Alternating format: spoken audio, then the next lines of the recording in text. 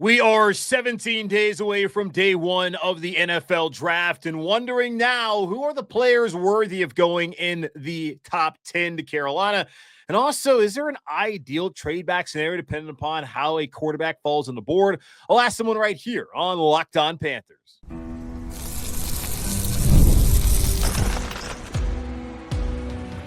You are Locked On Panthers, your daily Carolina Panthers podcast. Part of the Locked On Podcast Network, your team every day.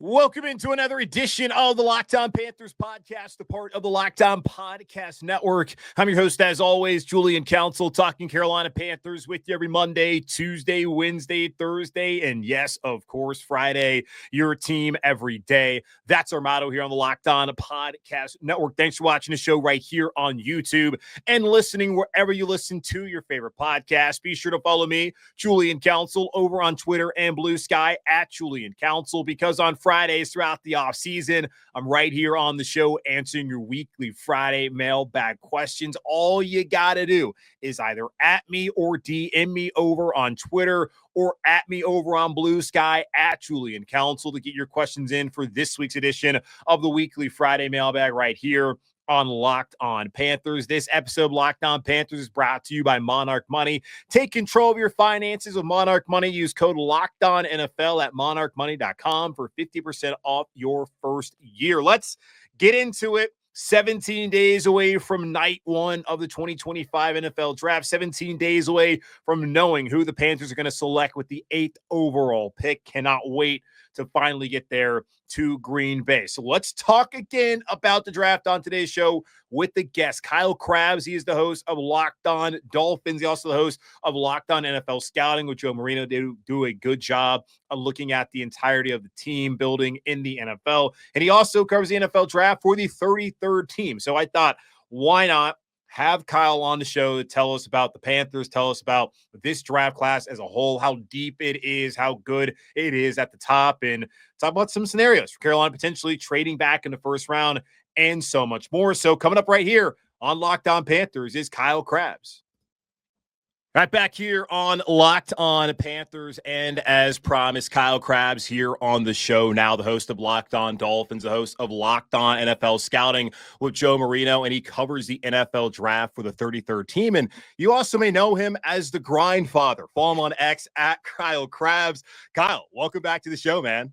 Julian, it's good to catch up with you and not prepping for a game. So everybody can leave the draft feeling like winners, versus some of the crossover stuff. Somebody's going to win, somebody's going to lose. So I'm looking forward to all 32 teams potentially winning here in 3 weeks. Absolutely, man. And that's the best thing about the NFL. Every offseason, no matter how dire the straits are for your team, fans will talk themselves into this being our year after looking at what they do in free agency, but especially in the draft, knowing, okay, got these guys coming in. They got a couple of years to develop, and maybe things will finally turn around. So excited to see where that will be the case for the Panthers as they've made some moves there in free agency that made a lot of sense, especially on the defensive side of the ball. And now they can focus on maybe going best player available once we get to the end of the month up there in Green Bay. But I want to start here looking at this draft. Like, how good is this draft compared to years past, even last year, and maybe even ahead of time looking at next year? Like, how good overall do you think this crop of players is in this 2025 NFL draft? I think it's a really sturdy class, but maybe not in some of the sexy headline kinds of ways where you look at wide receivers, you look at quarterbacks, and we've had some great prospects at both spots that have come through the last couple of years. And I do think both of those spots, the top players, have more questions than ideally you'd like to see at the top names of those spots. And obviously that's a byproduct of how big of an experience fantasy football has been for consuming football, right? So everybody wants to know, like, oh, my dynasty team, I got the number one. Like, oh, I don't have a Malik Neighbors to pick for a team that's going to give up a bunch of points this year. So I don't like my options there. But if you like trenches, if you like offensive and defensive line play, I do think both of those groups are really, really deep. I think the safety group and the corner group are kind of slept on for how deep they are. Yeah. And then I think the tight end class is a really wonderful class just to kind of set the stage for some of the positions that I really, really like. I find it so interesting because, like, every year that we have a draft where the quarterback prospects, kind of like this year where, I mean, Cam Ward, it seems like he's going to go in the top 5, probably at number 1 at Tennessee. And Shedeur Sanders, there's certainly conversations about where he's going to go, but probably a top 10 pick as well. Last year, like there was just surefire. You knew the first 3 picks were going to be quarterbacks. Those years where there's not just those obvious guys up there always seem to be like the boring years, putting that in quotes for folks who follow the draft kind of, not year long. They come around, it's like, okay, well, this is not that interesting in the draft, but you bring up pretty good points there where the trenches, man, like that's where games are won and lost. So that's where people really should be focused. And I know Carolina, like they looked at the trenches a year ago. They went out there, got some more offensive linemen, their free agency. And then you also look at this year, they've gone out and got some defensive linemen. So like that clear to me, like that is the area that people have to focus on. And I find it interesting, edge rusher, especially like that's a spot that we've talked about here on the show. How deep do you think that spot is personally? I don't think there's a ton of universal talents, but I think there's a lot of role-specific options for certain kinds of skill sets where, Abdul Carter's kind of the top of the charts. And then beyond that, you got a couple of 265, 270-pound guys that have a ton of length, but aren't super productive as pass rushers, but I think are really good run defenders that have ceiling with Michael Williams and Shemar Stewart from Georgia and Texas A&M respectively. Then you kind of got like this hybrid rush linebacker type subsection that exists with Jalen Walker. Then you've got guys that are maybe more traditional 5 techs that you get into a little deeper in the class, like an Ashton Gelati and a Landon Jackson. I think if I were to put a number on it, I could tell you I have 19 edge rushers that have first, second, or third round grades. Okay. So it's really just a matter of for those teams at the top, like Carolina picking at 8, right? You're going to get on the board at number 8, and maybe you really like Shemar Stewart or Michael Williams or Jalen Walker.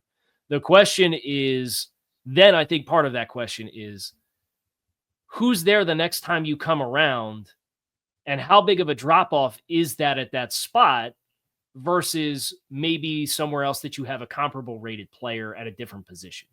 And I think that's what I'm really fascinated to see how it impacts the edge group. Was traditionally been a premium position that teams usually don't wait to draft. Right. But I mean, you're talking almost 24 players, top 100 type grades here. It's a really talented group. And Carolina is one of those spots after seeing them go get the defensive tackle help that they got this year in free agency, going out and getting I think a stud safety in Trayvon Moore, who's one of my favorite free agent targets for any team coming into the free agent cycle this year. Yeah. What does that do for you? If you already have those investments and now you have a deep group, does that maybe deter you from taking an edge even if it is your authentic, just truly best player available? Yeah, like I look at this edge rusher group and like let's kind of go there because that's been the conversation amongst fans. They're at 8 primarily. And I've seen Jalen Walker from Georgia, who you've talked about. Like that's a guy who can be an off-ball linebacker. He could play edge, kind of depends on how he wants to be utilized by the team that drafts him. And Carolina's been primarily mocked to have him at that 8th overall pick. I am curious because like they're at 8 and the next time they come up is at 57. I'm like, that's a big gap. I know you got 19 guys in there, first, second, and third round grades at edge rusher. I just don't feel like you want to wait until 57 if edge is what they want to do. Like, is there a guy you feel like truly is worthy of going in the top 10, potentially at 8 to Carolina, that would make sense for them and the scheme that Ejiro Evero runs here? Yeah, I think I could point at both Shemar Stewart and Michael Williams as traditional builds at the end position. And if you told me they went 8th, I wouldn't bat an eye. Like I think that'd be appropriate value for them. Walker is the tough one because he is such a situation and role specific kind of player. He doesn't have traditional end length. He is somebody who got some more of his production off the ball. But then I also think about like the kind of success Carolina had with Frankie Louvu in a guy that they were able to successfully move around. Now, I don't think Walker's as good in space as what Louvu is. And obviously, Frankie left in free agency, and that was a big part of the exodus that led to this free agency spending splurge that they've had this year. Yeah. But if they covet a player that can do some of those kinds of things on passing downs, that's where I think there's a very clear connection for what Jalen Walker's capable of doing and what he could provide that like the rest of the new ads that they have on the defensive depth chart don't give them. So I would be surprised if any of those 3 like were in consideration and was the pick at 8. Yeah, I find it interesting because like the Louvu situation kind of was like scheme based. He chose to leave to go to Washington with Dan Quinn because he felt like he'd be utilized more in the role that Micah Parsons played in Dallas. And we saw a little bit of that this past year, where with the Jero Rivera in the one season together, that necessarily wasn't the case when Phil Snow was still the DC when Matt Rule's around. You did see that. So I am curious if Jero Rivera is looking for someone to do some of the things that Frankie Louvu was able to do in his lone season with the Jero here in Carolina. Then, of course, what he did in Washington. And I've always known it that he's preferred edges that can set the edge and stop the run. And certainly that's what a Jadeveon Clowney is. That's what a DJ Johnson was hopefully going to be, as he's not provided anything in terms of pass rush. And I mean, Wonnum maybe not as much. And same thing with Pat Jones, second of this brought up. But I'm very curious kind of like what they do there, just considering the fact that it's his last year and that there may be some other people like Dan Morgan, like Brant Tillis in that front office who may be looking for a certain type of player, knowing that it could be the final year of the GM. But that's the guy I continuously see as being the top one, Jalen Walker. I've seen plenty about Stewart. Now, there's been people out there, and this happens all the time, because folks just looking at the stats, don't watch the games at all, who are saying, okay, well, with Walker, he had 6.5 sacks. Michael Williams had like 5 sacks. And Shedeur Stewart, he barely produced as well. And they're all coming from the SEC. Like, what do you say to people who look at their stats and ignore the fact that, I mean, well, Walker was the Butkus Award winner and also, I mean, played at Georgia. What do you say to those folks who have that criticism, if you want to even call it, of those 3 players? Yeah, I think part of it comes down to why were they used the way they were used, and just were they let off the leash and encouraged to go rush the passer on every play. I think back to it was probably about 10 years ago at this point.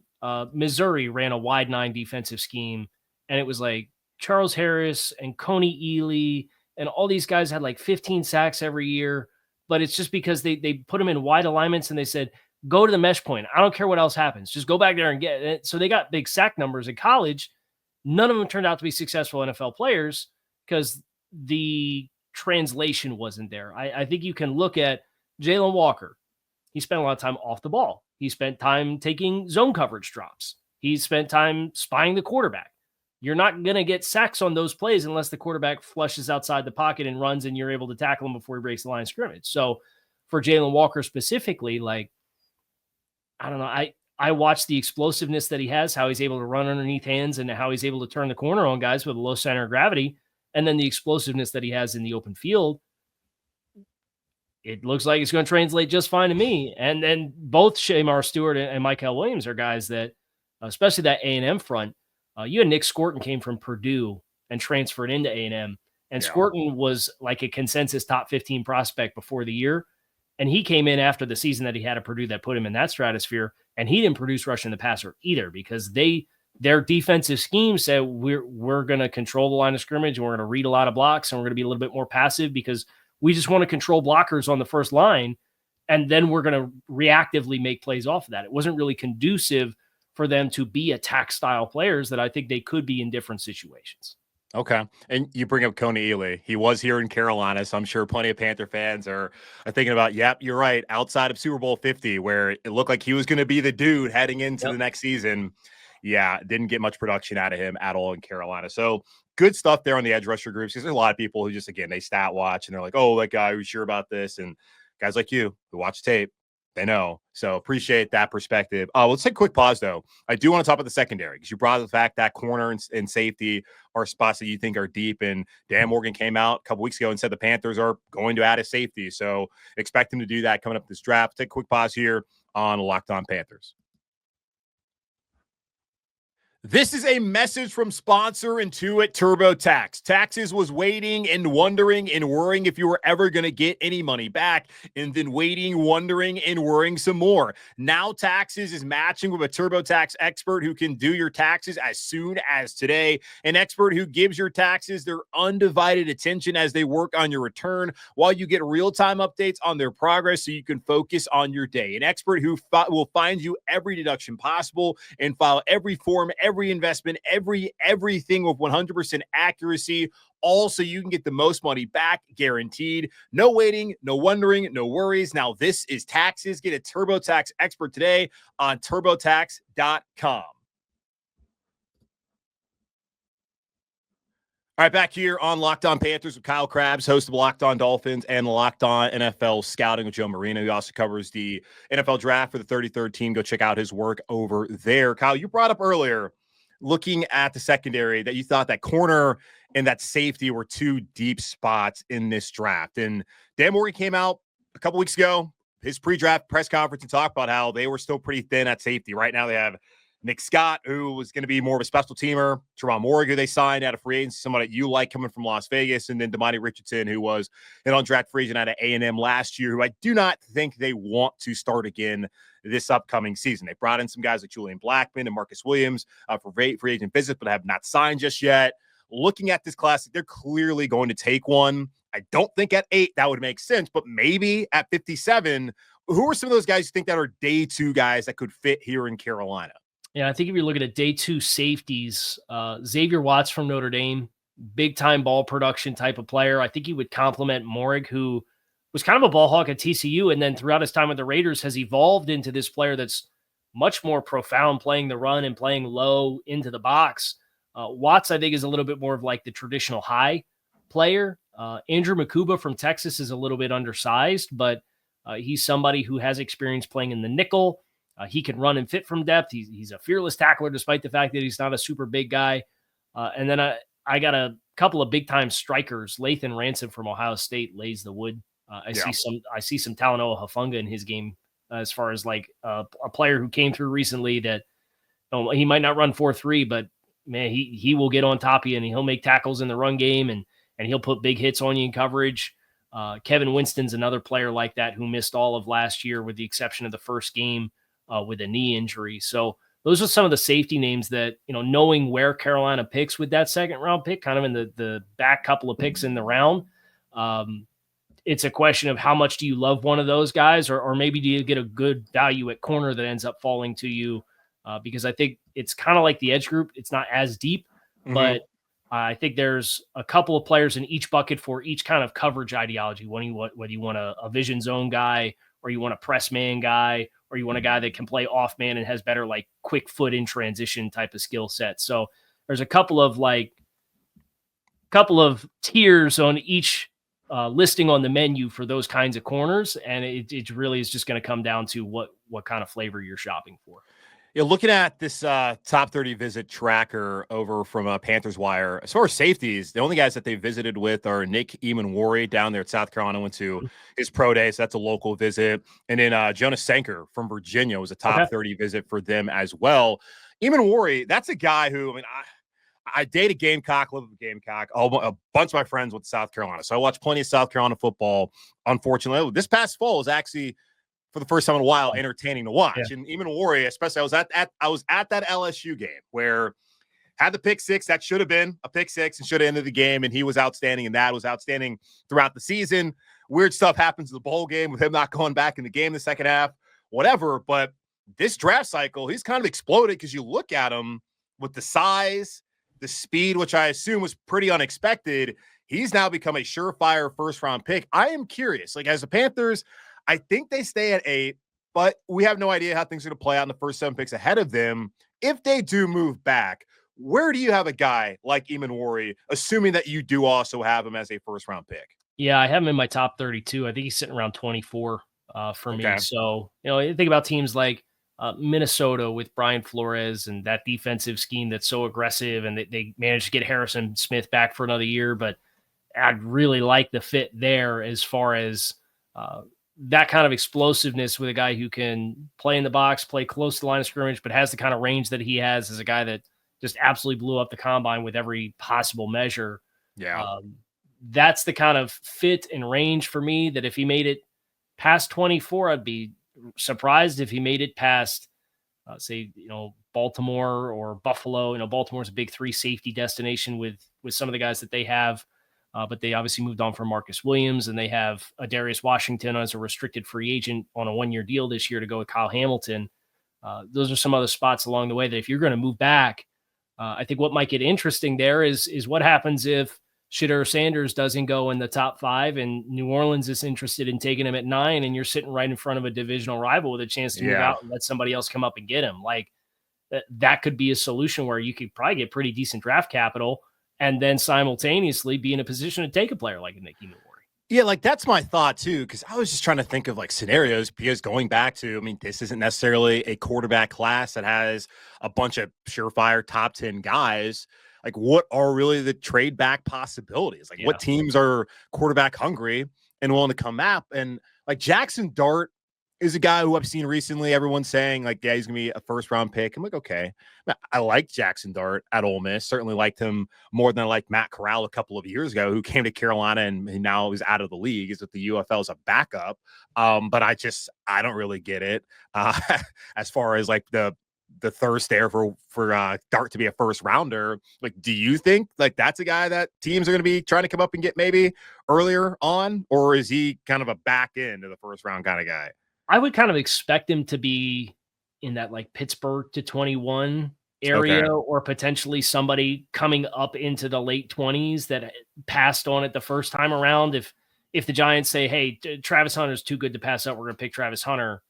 Sure. And then they say, well, we still need a long-term answer at quarterback. Let's go up and get Jackson Dart and make a trade up.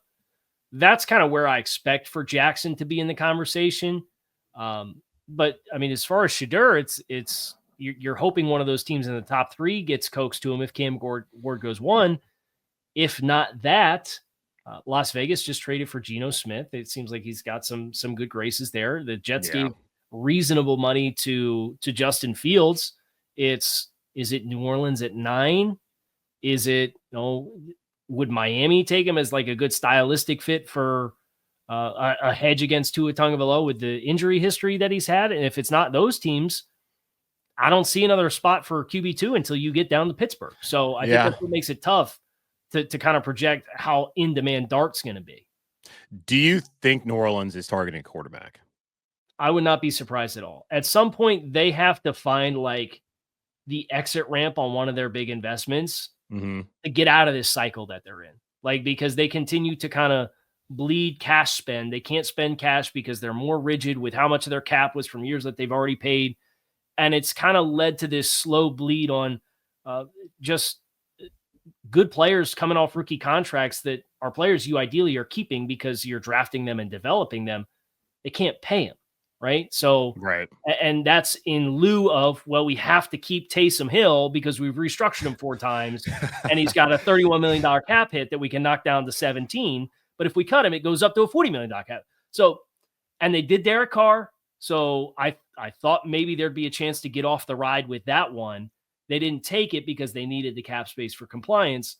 But at some point, like if you can get a rookie quarterback contract, it would not surprise me one bit if they really like Shedeur if they end up drafting him. Is there a player in the league with a more ridiculous cap hit than Taysom Hill? No. 0% chance. That is, I mean, Panther fans have made jokes for years, but like he's obviously a worthwhile player, but like, come on, man. Like all those restructures for basically a gadget guy. But yeah, for Carolina, there's gonna be a trade back scenario. From what you've told me, it sounds like Shedeur's gotta drop, and New Orleans has got to be looking quarterback, or a team's. Well, New Orleans has to be pretty known to be looking for a quarterback, and a team that like Shedeur, that's back in the teens or 20s, has to be wanting to come up. So that would be the scenario where maybe they get a guy like Eamon Warwick, because it does not appear like 8 would be the time. And I still feel like edge is probably where they go there. Let's take one more pause. I do want to ask you about corner. And then tackle's an interesting spot because Taylor Moton, final year of his deal, and they've talked to a couple guys from their visits that maybe could be the future there for Carolina past this season. So we'll take one more quick pause here. Kyle Krabs, come back and talk more about this draft class for Carolina. Ever check your bank account and wonder, where'd all my money go? Between dining out, online shopping, and entertainment, it's easy to lose track. That's where Monarch Money comes in. Your personal CFO, giving you full visibility and control over your finances. Monarch Money isn't just a budgeting app. It's a complete financial command center. You can track all your accounts, investments, and spending in one place so you can stop just managing your money and start building wealth. Take control of your finances with Monarch Money. Use code LOCKEDONNFL at monarchmoney.com for 50% off your first year. That's monarchmoney.com, code LOCKEDONNFL for half off your first year. All right, Cal, going back to the secondary, we talked about safeties briefly, and now looking at the corner class, J.C. Horn signed what was then the highest DB contract in the NFL. That lasted for a whole week until you saw down there in Houston, Derek Stingley Jr., almost forgot his name. He signed for $5 million per year more, and he's now the highest paid defensive back until Sauce Gardner eventually gets paid here, whenever that's going to happen. So Panther fans that are upset about that, it only took a matter of time before that was not going to be the case. But Horn, he's locked in, and the way that contract's structured, probably going to be here as long as he can stay healthy and wants to be here for like the next 5 seasons in Carolina, which could be a good thing, certainly. They got Mike Jackson for another year, and that's probably more of a 1-year deal than a 2-year deal, depending upon how he plays. And then not really much else on the outside. There's guys like a Caleb Evans who they like, and Shamar Bartholomew who they like, but did not really play a lot last year. I look at that spot as somewhere where they could try to address day 2. I have seen mocks that had them taking a corner in the second round. I've seen like Trey Amos from Ole Miss, and I've also seen Trey Amos go in the first round, depending upon who the person mocking is. If they decide 57, 74 there in the second and third round, who are the guys that you have in that range in this cornerback class that you believe is that deep that could come in and potentially be a starter in maybe not this season, but like next season in 2026? Yeah. So I try to put it through the lens of kind of the body type that Carolina has with both Mike Jackson and what they have obviously in JC Horn is those aren't small guys, right? So you're looking for big physical with some explosiveness and range to go with it. I think Trey Amos is an appropriate name to kind of invoke. I'd be surprised if he goes first round. But again, some of the teams that are, in the second round and the first half of it, if they're shopping for different body types, it might set the stage where he does get available if he gets passed on in the first 32 picks by those teams that like size at corner. So Amos is one for me. I think a wild card that's kind of in that neck of the woods for Carolina. Savon Revel from ECU, who is super talented, but had a knee injury last year that kind of cut short his season. So you've got an injury flag, you've got no testing, you've got a level of competition question that exists there. It could just set the stage where like it could be a really great steal for somebody. And I think he's like one of the top 25 most talented players in the class. But if you put all those incomplete boxes on that resume together and put it out there, is there a chance that the league kind of fades a little bit? You're the second person to say that to me, by the way. Damian Parson of Locked On NFL Draft. He came on and he also mentioned Siobhan Ravel, which obviously a local guy from ECU. Like, had he not, because you talk about the competitiveness, like that's a question. Like, where does that come from? It's his it's the level of competition at ECU where they played against Michigan, and other than that, it's so it's that. It's just not the level of the comp. Okay. It's not like him not being competitive. It's just who they played. I think he's an absolute dog as far as like his play demeanor, and he's running plays down 40, 50 yards as the backside corner on explosive runs that go the other way. Like his effort and strain and willingness to hit, all of that I think is excellent. Okay. But playing at ECU, he didn't get a lot of reps against NFL caliber wide receivers. So that becomes the question of, okay, looks good, but we kind of had this ball production question for him where he didn't get his hands on a lot of footballs. And then it looked like that was going to happen for him this year, but he only played in 3 games. And now we know he's explosive. He reportedly ran it at the ECU recruit camp, ran a 4.4 flat after he drove overnight from working his shift at Amazon when he was at JUCO, and ran like a 4.4 flat and had an 11-foot broad jump on the spot at the recruit camp and got offered a week later. He's got a really incredible story. He's really had to hustle for it. But the injury is really untimely for him with this was supposed to be the year he puts it all together. Yeah, that's unfortunate. Carolina's dealing with Jonathan Brooks' situation where he retore that same ACL second time in 13 months. And I mean, I don't expect him to play this season. And you got to wonder, does that have them hesitant? Of course, fans are like, nope, don't want another guy with an ACL tear. This is a little bit different because at least it happened earlier on in the season to where, I mean, I would expect he'd be ready to go for training camp and probably could be a factor day one for you. But still, I mean, those are legitimate questions. And hell, a couple of years ago, you probably don't have the questions of whether he played against good competition because Cincinnati was in the AAC, Houston was in the AAC, UCF was in the AAC, and all of those schools are in the Big 12. So that kind of hurts prospects as far as Ravel, who do have the injuries, but then don't have enough tape to really see them against the NFL competition. So that's second time again I've heard that name, and very interesting to me. tackle. That's the one thing I want to ask you here before we get out. I had somebody ask me about this, just kind of what the long-term thought is with Taylor Moton. I thought with the $31 million cap hit that they had with him this year, that, I mean, they wouldn't restructure again. They've done it 3 years in a row. Just talk about just ridiculous restructures. But they decided they didn't want to extend him. That would open about $13 million.